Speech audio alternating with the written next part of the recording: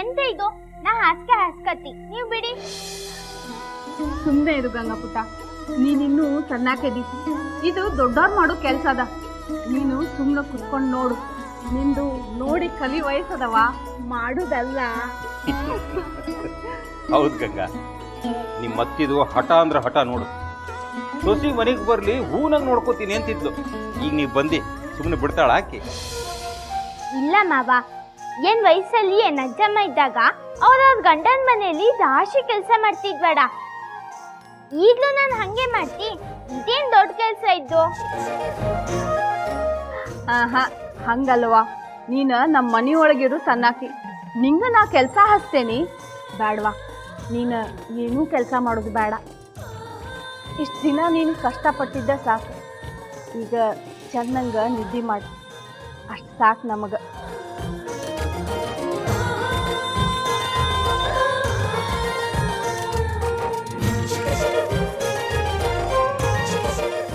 ಏನಾರ ಬೇಕಂದ್ರ ಕೇಳ. ಈಗ ಚಂದಂಗ ನಿದ್ದೆ ಮಾಡಿ ಮಲ್ಕೋರ್ವಾ. ಅತ್ತ ನಿಂತ್ಕೊಳ್ಳಿ.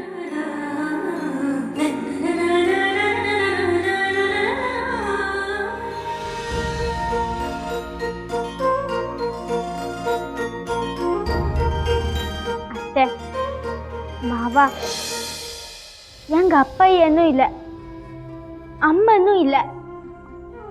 ಇನ್ನು ಅವ್ರ ಪ್ರೀತಿ ಎಲ್ಲಿಂದ ಸಿಕ್ತು ಹೇಳಿ?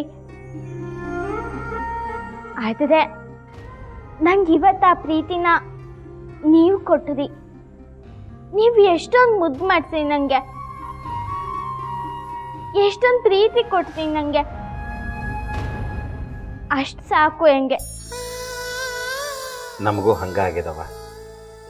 ನಮ್ಮ ಸೊಸೆ ನಮಗೆ ಮತ್ತೆ ಸಿಗ್ತಾಳ ಇಲ್ಲೋ ಅಂತ ಹೈರಾಣ ಹಾಕಿ ಕೂತಿದ್ವಿ.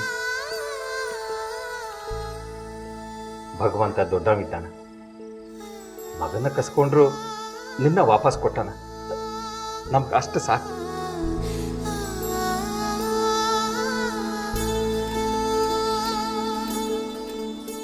ಇನ್ಯಾವತ್ತೂ ನಮ್ಮನ್ನು ಬಿಟ್ಟು ಹೋಗ್ಬೇಡವಾ? ನಾವು ಸತ್ತ ಹೋಗ್ತೇವಿ.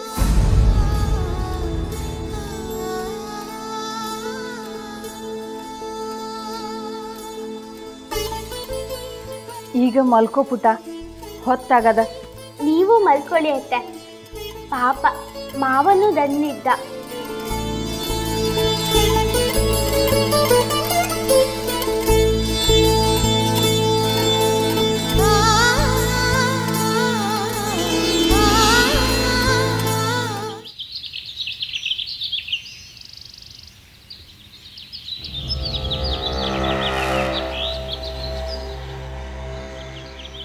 ಜಗದೀಶ್ ಪಾಟೀಲ್ರೆ, ನಿಮ್ಮ ಸೊಸಿ ಗಂಗಾ ಇನ್ನೂ ಬದುಕ್ಯಾಳ ಅಂತ ಹೇಳ್ಕೊಂತ ಬಂದ್ರಿ. ಇವತ್ತ ಪಂಚಾಯತ್ ಆಕಿ ನೋಡಬೇಕು, ಒಂದು ತೀರ್ಮಾನಕ್ಕೆ ಬರಬೇಕು ಅಂತ ಮಾಡಿದೆ. ಎಲ್ಲರ ಮುಂದೆ ಕರ್ಕೊಂಬರ್ರಿ ಆಕಿನ.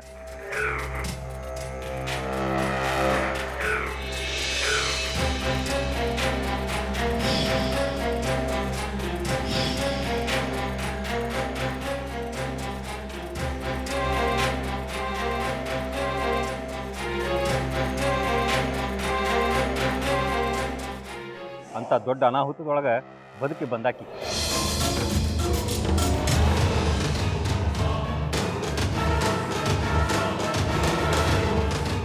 ಏನು ಮಾತಂಗಿ, ಮುಂದಕ್ಕೆ ಬಾಯಿಲ್ಲ. ಮುಖಂಡ್ರೆಲ್ಲ ಚಂದಾಗಿ ನಿನ್ನ ಮಾರಿ ನೋಡ್ಲಿ.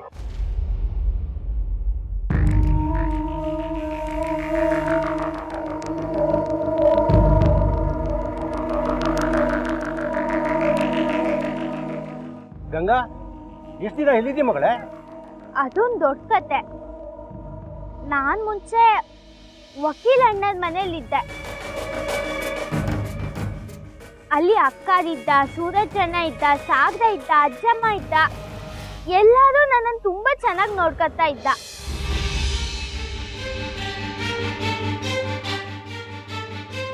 ಅದೆಲ್ಲ ಗೊತ್ತಾದವ ನಮಗೆ. ನಿಮ್ಮ ಮಾವ ಎಲ್ಲ ಹೇಳ್ಯಾರ. ಇವತ್ತಿಲ್ಲಿ ನಾವು ಯಾಕೆ ಸೇರಿವೆ ಅಂತ ಗೊತ್ತಿದೆ ಏನ? ನೋಡುವ ಗಂಗಾ, ನಿಮ್ಮ ತಾಯಿ ಹೆಸರಿಗೆ ಈ ಊರೊಳಗೆ 5 ಎಕರೆ ತೋಟ ಅದ. ಪಾಟೀಲ್ರ ಮನೆ ಪಾಲಾಗುವಾಗ ಬಂದದ್ದು. ಏನ್ರಿ ಜಗದೀಶ್ ಪಾಟೀಲ್ರೆ, ಹೌದಲ್ರಿ? ಹೌದು ಹೌದ್ರಿ, ಹೆಣ್ಮಗಳು ಪಾಲು ಅಂತ ಹೇಳಿ ಹಿರಿಯರು ನಮಗೆ ಕೊಡ್ತಿದ್ರಿ.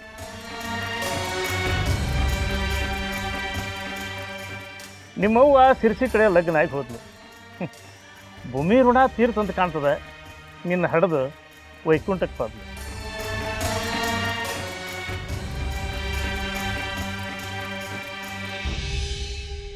ಯಾಕ್ರಿ ಜಗದೀಶ್ ಪಾಟೀಲ್ರೆ? ಹಾಂ ಕರೆ ರೀ. ನೋಡುವ, ನಿನ್ನ ತಾಯಿ ಹೆಸರಿಗಿರೋ ಆಸ್ತಿನ ನಿಮ್ಮಪ್ಪ ಬಂದು ಸಾಗುವಳಿ ಮಾಡಲಿಲ್ಲ. ಆದರೂ ಭಾಳ ಶಣೆ ಇದ್ದವ. ಒಂದಿನ ಊರಿಗೆ ಬಂದು ನನಗೆ ಇಲ್ಲಿಗೆ ಬಂದು ಇರೋದಕ್ಕಾಗೋದಿಲ್ಲ, ಈ ಆಸ್ತಿನ ಮಠದ ಉಪಯೋಗಕ್ಕೆ ಸಾಗುವಳಿ ಮಾಡ್ರಿ ಅಂದ. ಅದರಿಂದ ಬರೋ ಲಾಭನೆಲ್ಲ ಅನ್ನ ದಾಸೋಹಕ್ಕೆ ಖರ್ಚು ಮಾಡ್ರಿ ಅಂದ. ನೋಡುವ, ಇದು ನಿನ್ನ ತಾಯಿ ಆಸ್ತಿ ಅದ, ಮುಂದೆ ನಿನಗೆ ಸೇರ್ಬೇಕಾದ್ದು. ನೀನು ವಯಸ್ಸಿಗೆ ಬರೋ ತನಕ ಬೇಕಾದ್ರೆ ಶ್ರೀಮಠ ಇದನ್ನ ಬಳಸ್ಕೋಬಹುದು.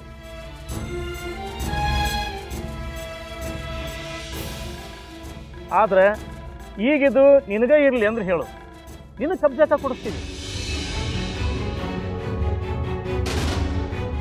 ನೀನು ವಯಸ್ಸಿಗೆ ಬರೋ ತನಕ ಬೇಕಾದ್ರೆ ನಿಮ್ಮ ಮಾವಾದ್ರೂ ದೇಕರಿಕೆ ನೋಡ್ತಾರೆ, ಆಮೇಲೆ ನೀನು ತಿಳಿದಾಗ ಮಾಡು.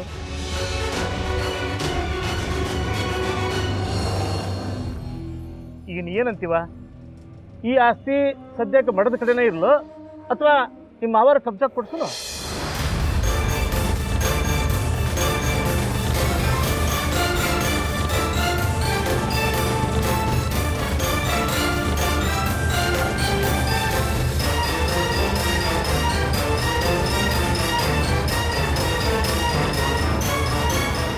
ಮುಖಂಡ್ರೆ, ಗಂಗಾ ಇನ್ನೂ ಸಣ್ಣಾಕಿದ್ದಾಳೆ, ಆಕಿಗೇನು ತಿಳಿತೈತ್ರಿ? ಗಂಗಾ ನನ್ನ ಸೊಸೆ ಇದ್ದಾಳೆ, ಆಕಿ ಜೀವನನ ನಾನಾ ನೋಡ್ಬೇಕ್ರಿ. ಆಕಿ ಹೊಟ್ಟಿ ಬಟ್ಟಿ ನೆತ್ತಿ ಎಲ್ಲ ನಾನಾ ನೋಡ್ಬೇಕು. ಆಕಿ ಉಪಜೀವನಕ್ಕೆ ನಾನಾ ದಿಕ್ಕಾಗಿಲ್ಲ.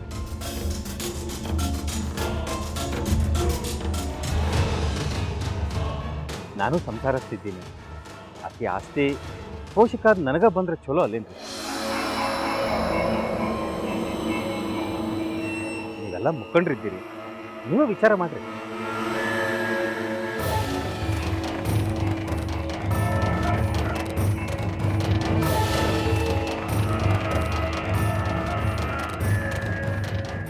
ನೀವನ್ನೋದು ಖರೆಯದ ಜಗೇಶ್ ಅವ್ರೆ, ಆದ್ರೆ ಆಸ್ತಿ ಗಂಗಾನ ಮಾಲಿಕೆ ಒಳಗದ.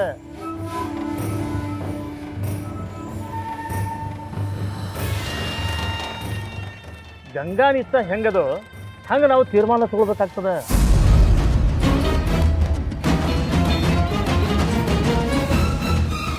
ಇದಕ್ಕೆ ನೀನು ಏನಂತೀವ ಗಂಗಾ?